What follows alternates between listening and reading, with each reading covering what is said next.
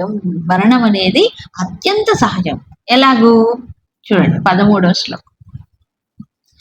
దేహినోస్మిన్ యథా దేహే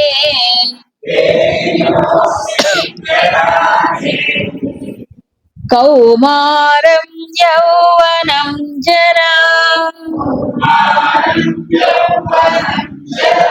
తథా దేహాంతర ప్రాప్తి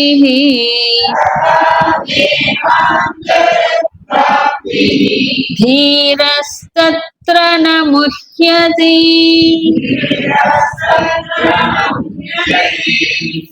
ఇక్కడి నుంచి ఆత్మ విషయమైనటువంటి విషయాలే.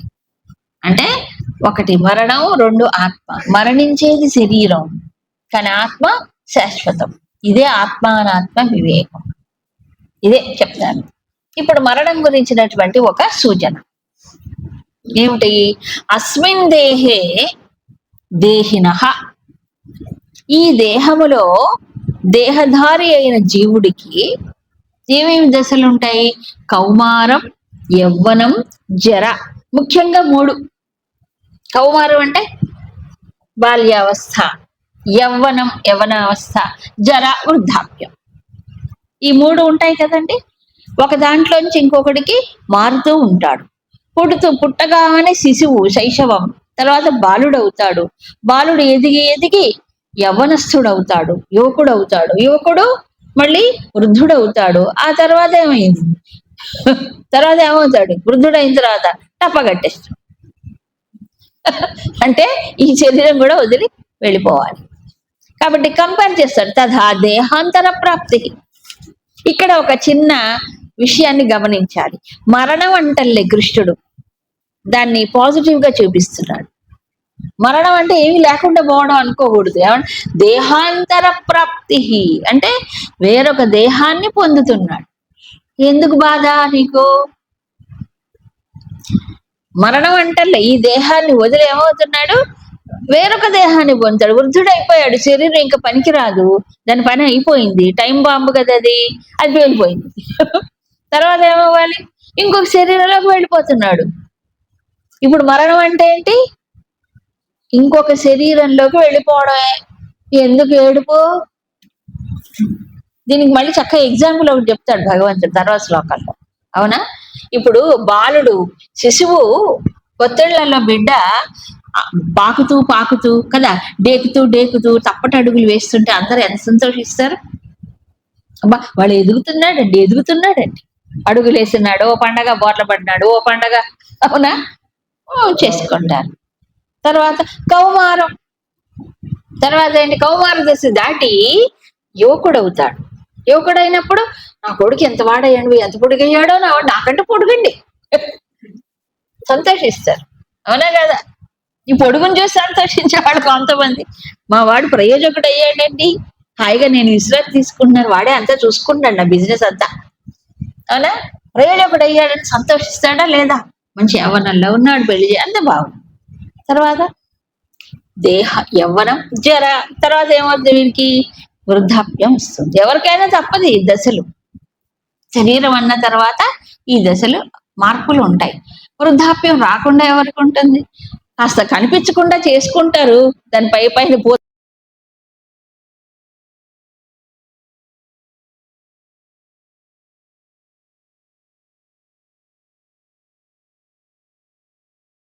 మరణం అంటలేదు ఇక్కడ.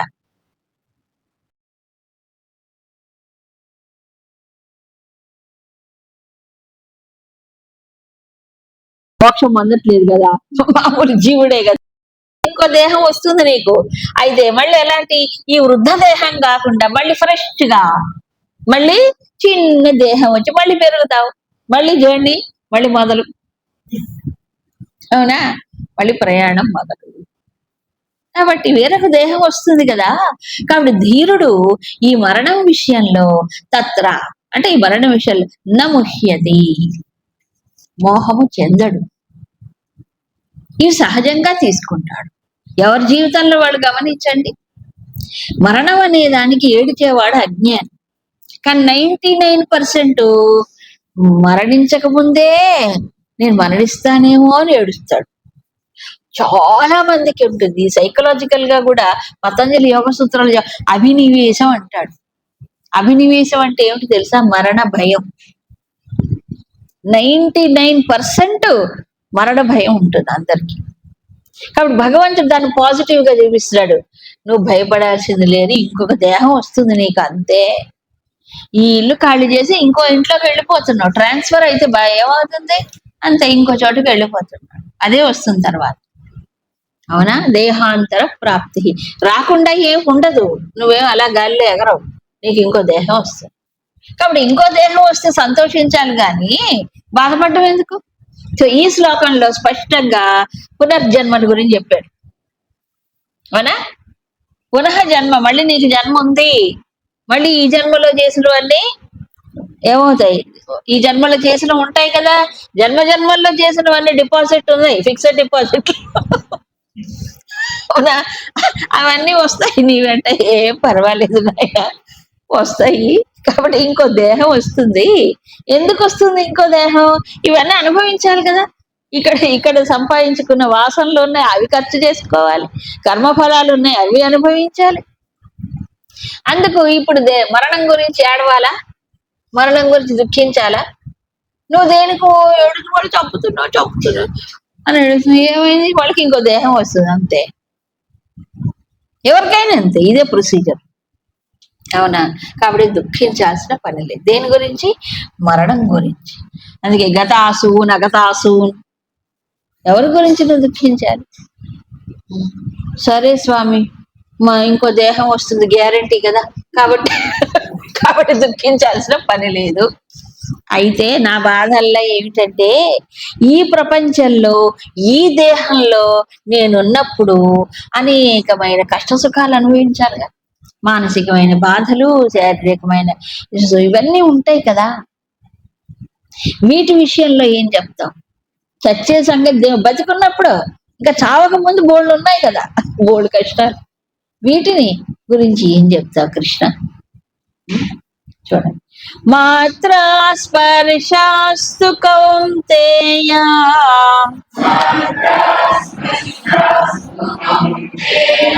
శీతోష్ణ సుఖ దుఃఖద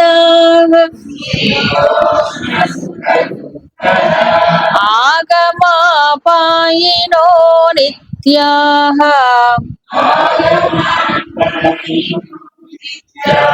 తాం స్థితిక్షస్వ భారత.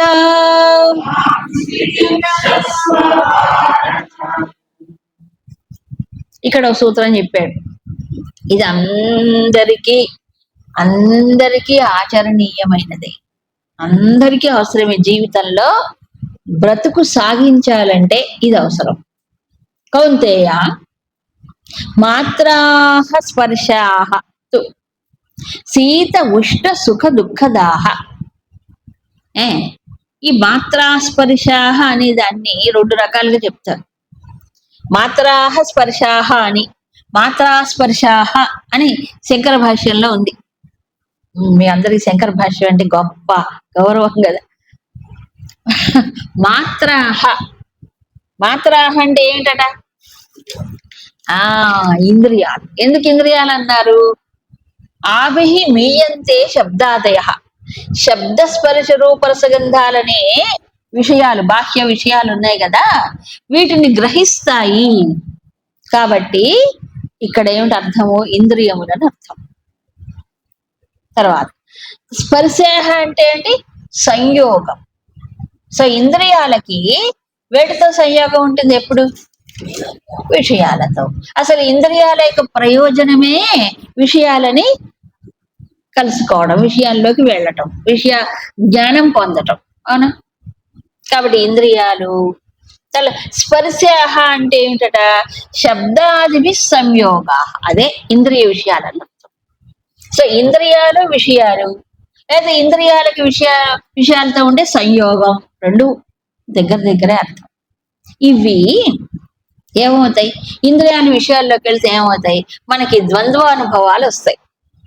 శీతోష్ణములు అనే అనుభవాలు కానీ, సుఖదుఖాలు కానీ, ఇంకా అనేకమైన అనుభవాలు, ఇవి ద్వంద్వములు అంటారు.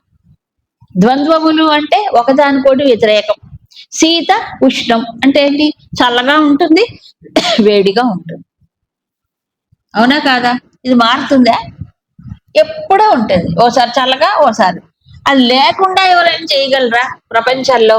శీతోష్ణం లేకుండా ఎప్పుడు ఒకటే టెంపరేచర్ చేయని చూద్దాం. ఈ భగవంతుడి శరీరములో ఉండబట్టి దీనికి ఒకటే టెంపరేచర్ మెయింటైన్ చేస్తాడు. ఆయన మెయింటైన్ చేస్తాడు. మనం జబ్బులు జ్వరాలు మనం తెచ్చుకుంటున్నాం. అది ఆయనకే సాధ్యం. అవునా? బయట మాత్రం ఏమవుతుంది? మారిపోతాయి శీతోష్ణాలు. ఉన్నట్టు ఒక్కసారిగా తుఫాను అంటాడు. ఎలాగుంటే చల్లగా అయిపోతుంది. ఆ మధ్యాహ్నమే ఎండగా వచ్చిందండి, మళ్ళీ చల్లగా అయిపోయింది. శీతోష్ణాలు ఉంటాయి, తప్పదు. అవునా? శీత ఉష్ణం ఉన్నప్పుడు ఒక్కోసారి చల్లదనం హాయిగా ఉంటుంది, ఒక్కోసారి వెచ్చదనం హాయిగా ఉంటుంది. ఇది మారిపోతుంది. అవునా? బాగా ఎండ కాస్తున్నప్పుడు చల్లగా వర్షం వస్తే బాగు అనుకుంటాం. చల్లగా తుఫాన్ వచ్చింది అనుకోండి వారం రోజులు, అప్పుడే ఎండ ఎప్పుడు వస్తుందో దేవుడా, సూర్యుడు ఎప్పుడు వస్తాడో అనుకుంటాం. ఈ మామూలే, మనం ఏమి దీన్ని ఆపలేం, ఇస్తాయి. ఎప్పుడు ఈ శరీరం ఉన్నంత కాలం, ఈ ఇంద్రియాలు ఉన్నంత కాలం బయట ఇవి వెళ్తూ ఉంటాయి. వాటికి స్పర్శ సంయోగం చెందుతూ. ఇంకా రెండోది ఏమిటది? సుఖ దుఃఖదాహ. ఇది మానసికం. సుఖము దుఃఖం. ఇంద్రియములు తనకిష్టమైన విషయాలు ప్రాప్తించినప్పుడు ఏమవుతాయి? సంతోషిస్తాయి. ఇంద్రియాలు మనస్సు కూడా కనుక ఉంటుంది. తర్వాత తనకి ఇష్టం లేని వచ్చినప్పుడు ఏమవుతుంది? దుఃఖం వస్తుంది. సో సుఖాలు దుఃఖాలు అనేవి ఎక్కడి నుంచి? బాహ్య విషయ సంయోగం వల్ల, ఇంద్రియాలు వాటిని స్పర్శించటం వల్ల వస్తుంది. ఇది ఎవరైనా లేకుండా చేయగలరా? చేయండి. నిద్రపోయినప్పుడు తప్ప. నిద్రలో ఏమీ తెలియదు కాబట్టి కారణ శరీరంలో ఎక్కడో ఉంటాం, అప్పుడు తప్ప. అవునా? మామూలుగా మనం మెలకువగా ఉన్నంతప్పుడు, ఉన్నంతసేపు ఇంద్రియాలు విషయాల్లోకి వెళుతూ ఉంటాయి, ద్వంద్వ పరిస్థితులు అనుభవిస్తూనే ఉంటాయి. అయితే ఏ విషయ అనుభవమైనా, అది శీతలమైన, ఉష్ణమైన, సుఖమైన, దుఃఖమైన, అది లాభమైనా నష్టమైనా, ఇవన్నీ కూడా ఎలాంటివి? ఆగమాపాయిన. వస్తూ ఉంటాయి, పోతూ ఉంటాయి.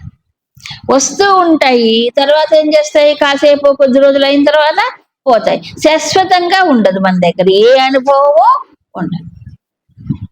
ఇదొకటి కారణం. ప్రపంచ పరిస్థితులు మారుతున్నాయి.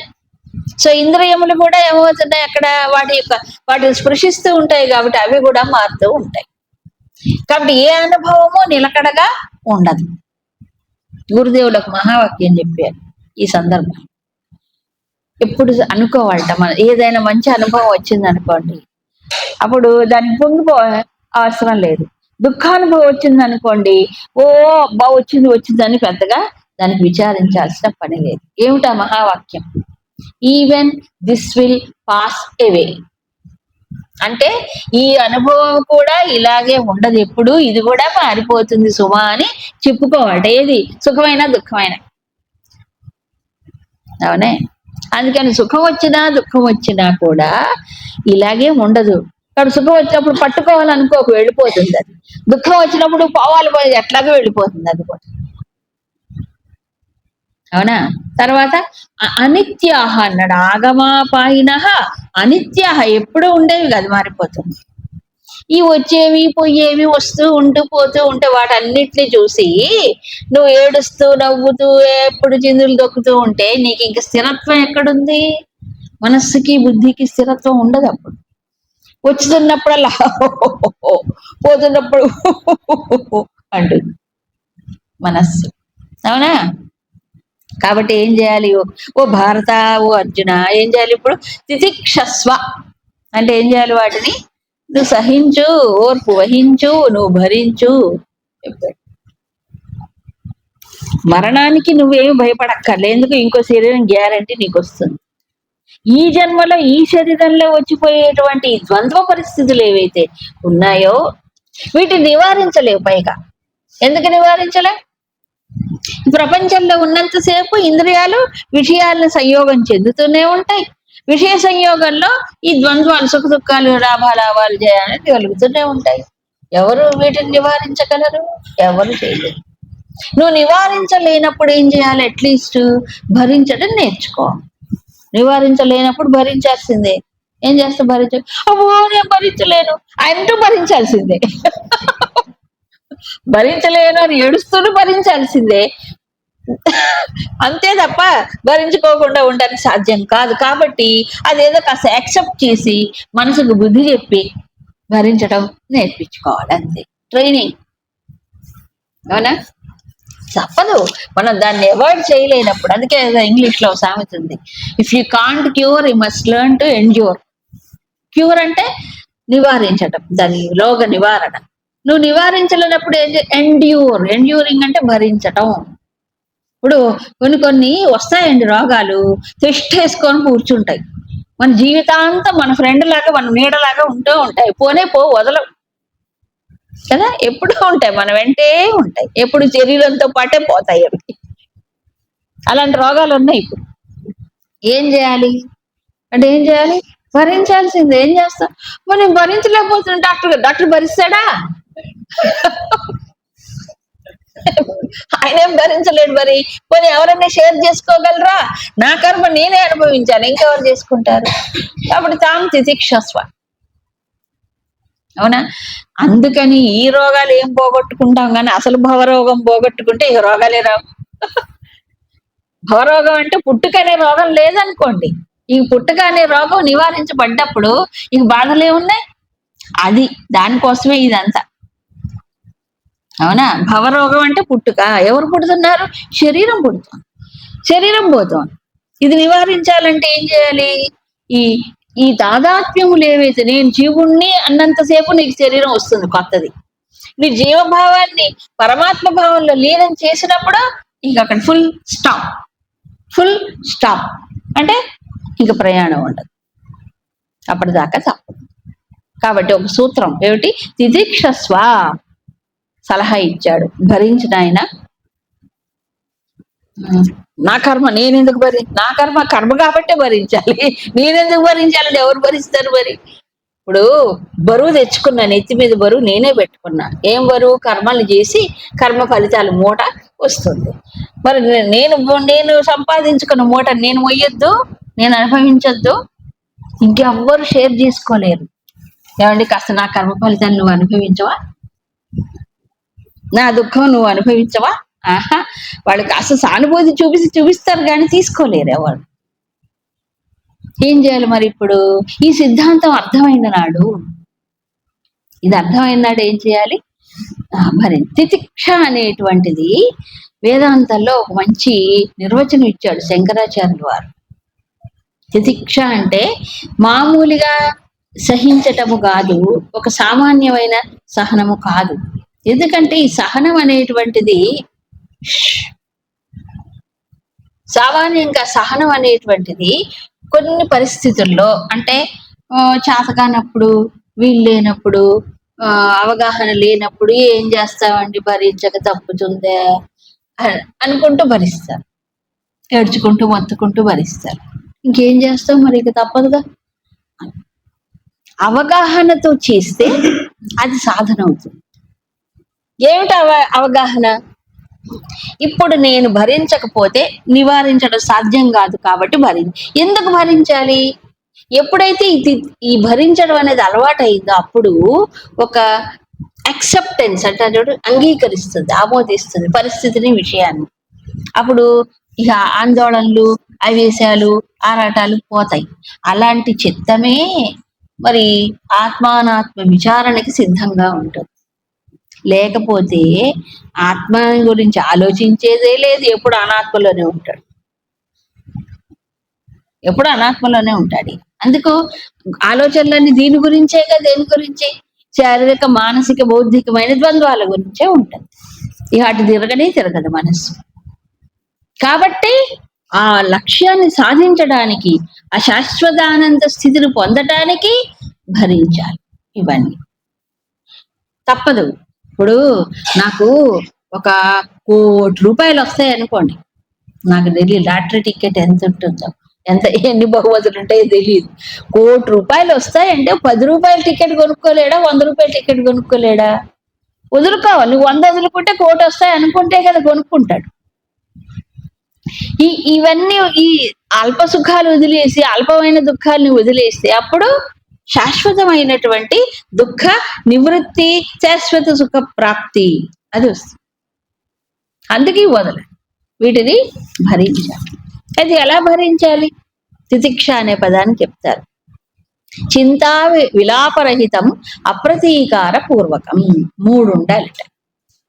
చింతా విలాపరహితం భరిస్తుండాలి. కానీ ఎలాగ భరించాలి? చింత లేకుండా. చింత అంటే లోపల దానికి మనసులో చింతపడతాడు, చింతిస్తూ చింతిస్తూ భరిస్తాడు, దానివల్ల ప్రయోజనం లేదు. తర్వాత విలాపం. విలాపం అంటే ఏంటి? గట్టిగా విలపించటం. ఓర్నాయనో ఇది నాకెందుకు వచ్చేవాడిద్రా దేవుడా అనుకుంటూ గట్టిగా విలపించడమో ఇతరులు శాపనార్థాలు పెట్టడమో చేస్తాడు. దీనివల్ల కూడా అలజడో వచ్చేది విలాపం. ఇంకోటి అప్రతీకార పూర్వకం, ప్రతీకార వంచ లేకుండా. ఇప్పుడు ఈ పరిస్థితికి, ఈ దుఃఖానికి కారకుడు ఎవడు? వాడి పైన ఏమవుతుంది? కోపం వస్తుంది. కోపం వస్తే వచ్చింది ప్రతీకారం తీర్చుకోవాలని. వీడు కదా కారణం కాబట్టి వాడిని ఎట్లాగైనా సరే దెబ్బకు దెబ్బ కొట్టాలి. ఈ ప్రతీకారం ఈ ధర్మాధర్మ నిర్ణయం కాదు, ఇది జస్ట్ ప్రతీకారం తీర్చుకోవాలనిపిస్తుంది. ఈ 3 ఉండి ఏదో అవసరం కోసం ఛాన్స్ దొరికితే వాడు పని పడతా లోపల వెయిట్ చేస్తూ ఉంటే ప్రతీకార భావంతో అప్పుడు తితిక్ష కాదు. తితిక్ష కాదు. మరి ఏంటి చేయాలి? విలాపం విలపిస్తే కాదు, చింతిస్తే కూడా కాదు. చింత మరీ ఘోరం అండి. సగం జబ్బులకి ఈ చింతే కారణం. చింత అంటే ఏంటి తెలుసు కదా? చితి చింత మధ్యలో 0 అనే తేడా.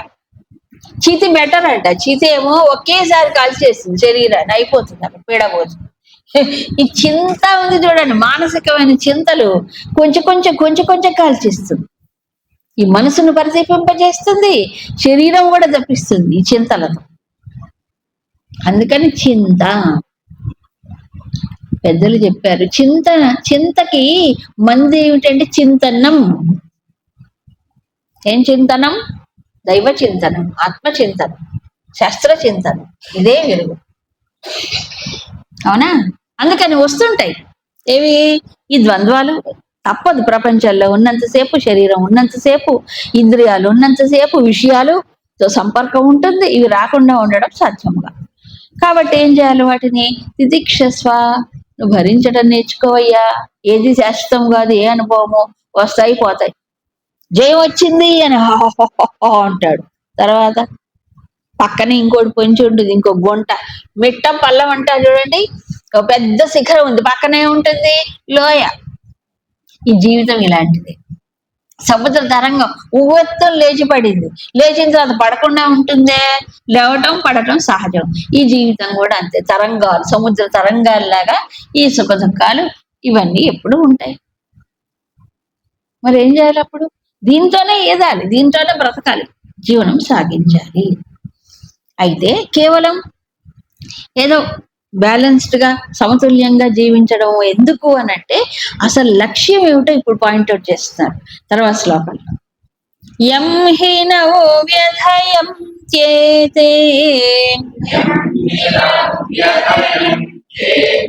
పురుషం పురుషర్షభ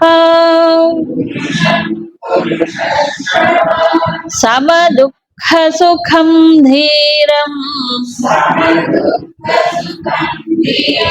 సోమృతత్వాయ కల్పతే.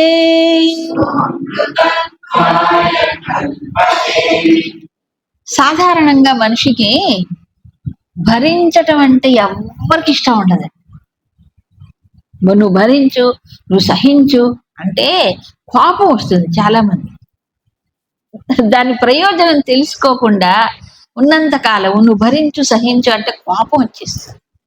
నాకేం కర్మ, నేను ఎందుకు భరించాలి, నేను ఎంతకాలం సహించి ఉండాలి అది కూడా అంటారు. ఈ జీవితం అంతా ఇంతేనా నా గతి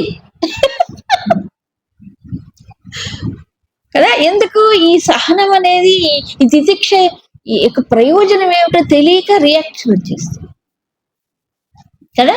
తితిక్ష వల్ల ఏమిటి ప్రయోజనం అనేది ఈ శ్లోకంలో వివరిస్తున్నారు కదా. ఆ ప్రయోజనం తెలియనంత కాలం ఇది ఒక శిక్షగా అనిపిస్తుంది, భరించడం సహించడం, అవునా కదా.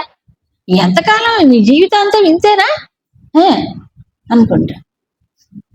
కాబట్టి తెలుసుకుంటే అప్పుడు దీన్ని అలవర్చుకుంటాడు, దీని ప్రయోజనం ఏంటో తెలుసుకుంటే అలవర్చుకుంటాడు. ఏమిటట, యం పురుషం, ఏ పురుషుణ్ణైతే ఏతే నవ్యథయంతి, ఏతే అంటే ఈ శీతోష్ణాలు సుఖ దుఃఖాలు ఈ ద్వంద్వాలు ఉన్నాయి కదా, ఇవి ఈ పరిస్థితులు నవ్యథయంతి అంటే బాధించవో, అంటే దాని చేత ప్రభావితుడు కాకుండా ఉంటాడో, వాటి చేత బాధపడడో. సమ దుఃఖ సుఖం ధీరం అంటే సుఖము దుఃఖము రెండు సమంగా చూసేటువంటి వాడు ధీరుడైతాడు. అలాంటి ధీరుడు అమృతత్వాయ కల్పతే సహా, అలాంటి వాడు ఏమవుతున్నాడు, అమృతత్వాన్ని పొందటానికి సంసిద్ధుడు అవుతాడు, సిద్ధంగా ఉంటాడు, సంసిద్ధత వస్తుంది. ఎప్పుడు ఈ వచ్చిపోయేటువంటి సుఖ దుఃఖాలు ఇవన్నీ కదా, వీటిని సమంగా స్వీకరించడం, సమచిత్తం. సమంగా అంటే ఏంటి, రెండు సమంగా ఉండవు, రెండు అనుభవాలు. సమచిత్తముతో అంటే సమతుల్య స్థితితో వీటిని చూస్తూ అంగీకరిస్తూ ఉంటే అప్పుడు అమృతత్వాన్ని పొందుతాడు. ఇదంతా మృతం కదా, మృతంలోంచి బయటపడితేనే అమృతం. మృతం అంటే ఏంటి, మారిపోయేది, నశించిపోయేది, గతించిపోయేది. ఇందాక చెప్పాడు కదా, అనిత్యాహ ఆగమాపాయిన అని చెప్పాడు కదా.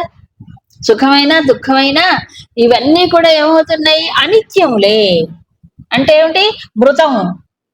తర్వాత వస్తూ పోతూ ఉంటాయి, నిలకడగా ఏది ఉండదు ఏ అనుభవమైనా.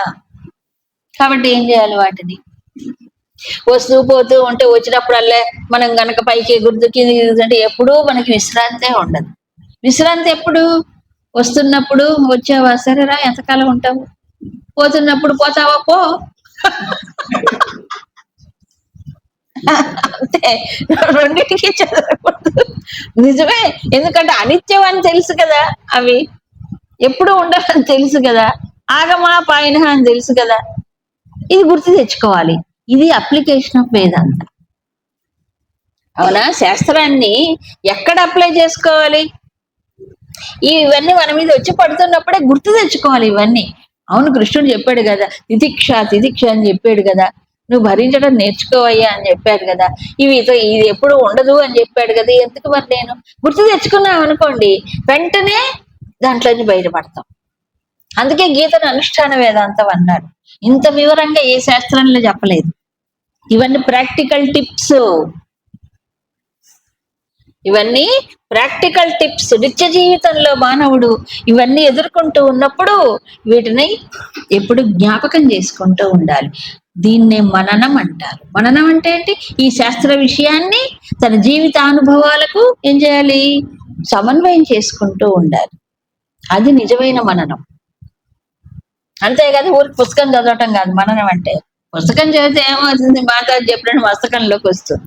మస్తకంలోకి వస్తే గుర్తుండొద్దు సమయానికి, ఈ వేవ్స్ వచ్చిపోతూ ఉంటే మర్చిపోతుంటాడు. కాబట్టి ఏం చేయాలి, సమన్వయపూర్వకం, సమన్వయం. అవునా, అందుకని సమదుఃఖ సుఖం చూసారా, ఓ బిరుదు ఇచ్చాడు. సుఖము గాని దుఃఖమును గాని సమంగా స్వీకరించేవాడు ధీరుడు.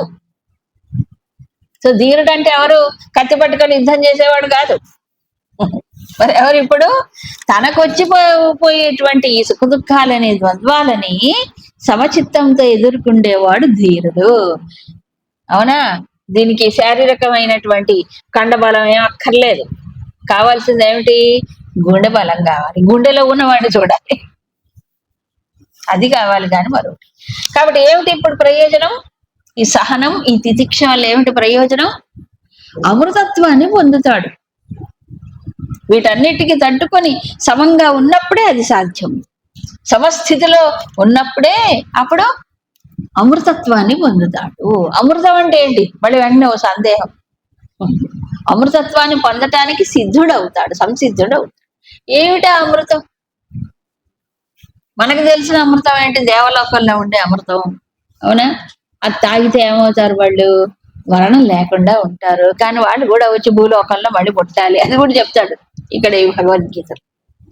కాబట్టి అమృతం అంటే తాగేది కాదు, ఒక పానీయము కాదు, శాశ్వతంగా ఉండిపోవడానికి ఏదో మందు లాంటిది కాదు. ఇక్కడ చెప్పిన అమృతత్వం పానీయం కాదు, స్వర్గలోకంలో దొరికేది కాదు. అమృతత్వ స్థితి అంటే మరణమే లేని స్థితి, మృతము కానిది. అమృతం అంటే మరణం లేనిది. దేహం ఉన్నంత కాలం మరణం ఉంటుందా అంటే ఏంటి? దేహం ఇంకా రాకుండా ఉన్న స్థితి అంటే జన్మరాహిత్యం. చూసారా? అమృతత్వం అంటే ఏంటి? జనన మరణములు రెండూ లేకుండా ఉండేటువంటి స్థితి. జనన మరణములు లేకుండా ఎప్పుడు ఉంటాయి? ఒక్క పరమాత్మలోనే. సో ఇప్పుడు తాను పరమాత్మతో తాదాత్మ్యం చెందినటువంటి వాడికి జీవభావం పరమాత్మలో లీనమైనప్పుడు తాను అమృతుడే అవుతాడు. అప్పుడు ఈ మరణ భయం లేదు, రావడం లేదు, పోవడం లేదు, ఏమీ లేదు. అది అన్నిటికంటే ఉత్కృష్టం. అసలు పొందాల్సింది అది.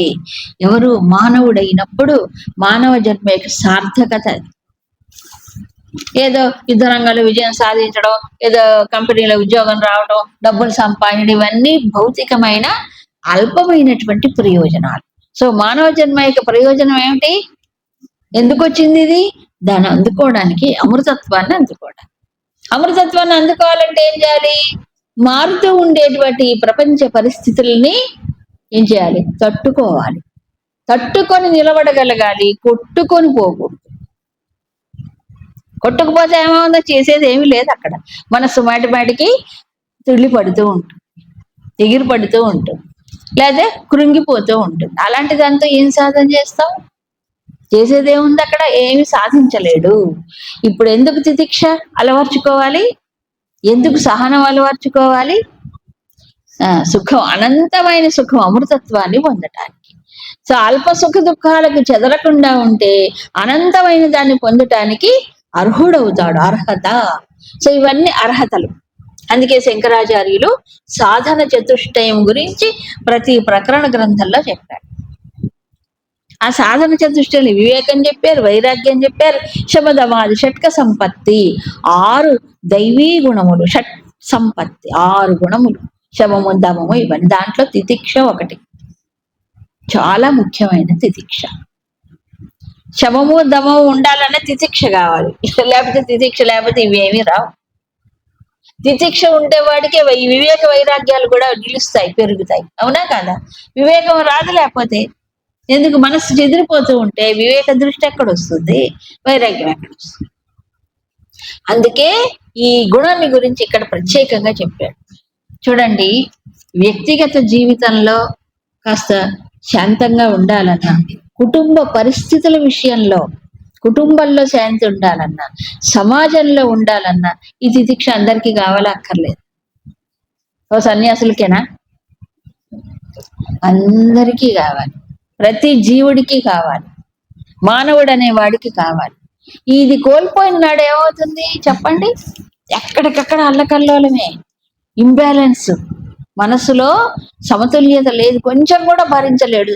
ఇప్పుడు అదే పరిస్థితి. ఎవ్వరు ఎవరిని భరించలేరండి ఈ రోజుల్లో.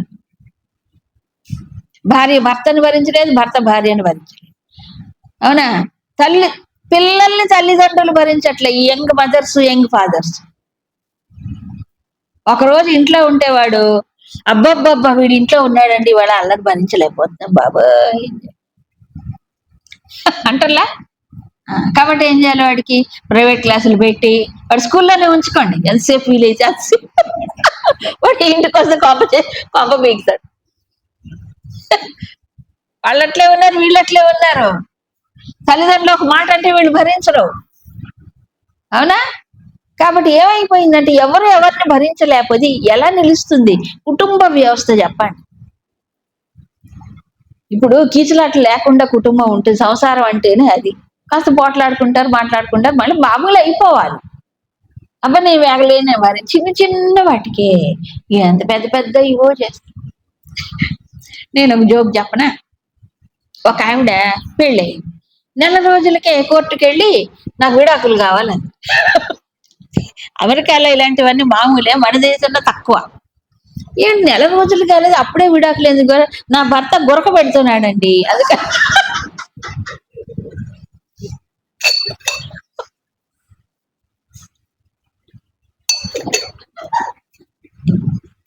ఇప్పుడు ఏం నిలుస్తాయి చెప్పండి?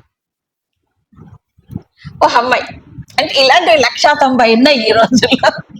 ఈ ఈ తితిక్ష సహనం అనేది లేకపోతే ఎలా కుటుంబం నాశనం అయిపోతుంది. పెళ్ళయింది, అత్తగారింటికి వెళ్ళింది అంటే అప్పటిదాకా అత్తగారి ఇల్లు చూడలేదు, ఫస్ట్ టైం చూసి. వీళ్ళేమో కొంచెం సంపన్నులు, ఇవన్నీ బాగా ఇల్లు అంతా బాగా ఉంది. అత్తగారింటికంటే ఇల్లు పాత ఇల్లు. పాత ఇల్లు అంటే ఇప్పుడు మోడర్న్ డేస్ లో ఉన్నట్టు ఉండదు కదా. బచ్చి ఈ బాత్రూమ్ ఎట్లా ఉంది, నేను వెళ్ళిపోతా మా ఇంటికి.